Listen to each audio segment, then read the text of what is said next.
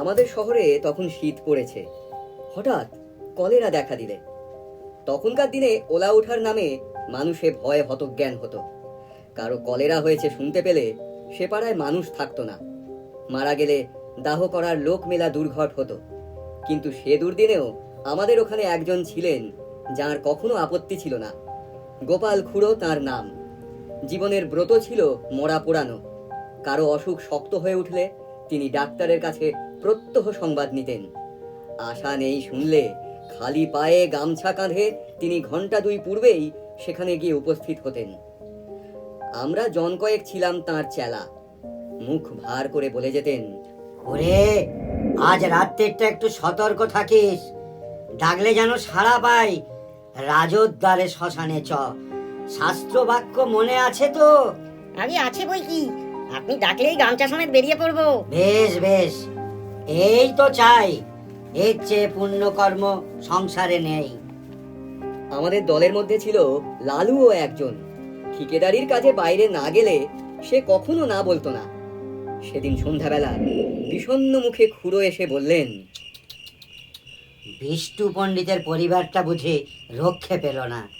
সবাই চমকে উঠলাম। অতি গরিব বিষ্টু ভট্টাচার্যের কাছে বাংলা স্কুলে আমরা ছেলেবেলায় পড়েছিলাম। নিজে সে চিররুগ্ন এবং চিরদিন স্ত্রীর প্রতি একান্ত নির্ভরশীল।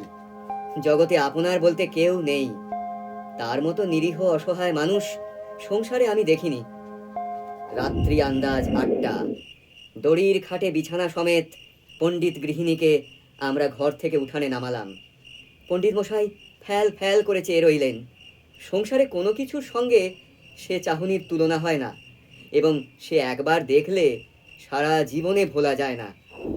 মৃতদেহ তোলবার সময় পণ্ডিত মশাই আস্তে আস্তে বললেন, আমি আমি সঙ্গে না গেলে মুখাগ্নির কি হবে রে? কেউ কিছু বলবার আগে লালু বলে উঠল, ও কাজটা আমি করব পণ্ডিত মশাই।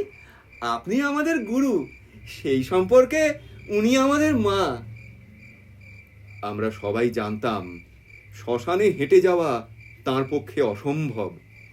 বাংলা স্কুল মিনিট 5 পথ। হাঁপাতে হাঁপাতে সেটুকু আসতেও তার আধ ঘন্টার বেশি সময় লাগত। পণ্ডিত মশাই একটু চুপ করে থেকে বললেন, নিয়ে যাবার সময় ওর মাথায় একটু সিঁদুর পরিয়ে দিবি নে লালু? নিশ্চয়ই দেব পণ্ডিত মশাই, নিশ্চয়ই দেব বলে এক লাফে সে ঘরে ঢুকে কৌটো বার করে আনলে এবং যত সিঁদুর ছিল সমস্তটা মাথায় ঢেলে দিলে। বলো হরি হরি বল, বলো হরি হরি বল, বলো হরি হরি বল, বলো হরি বলো হরি বলো হরি।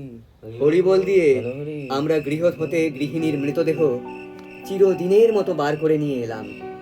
পণ্ডিত মশাই খোলা দোরের চৌকাঠে হাত দিয়ে তেমনি চুপ করে দাঁড়িয়ে রইলেন।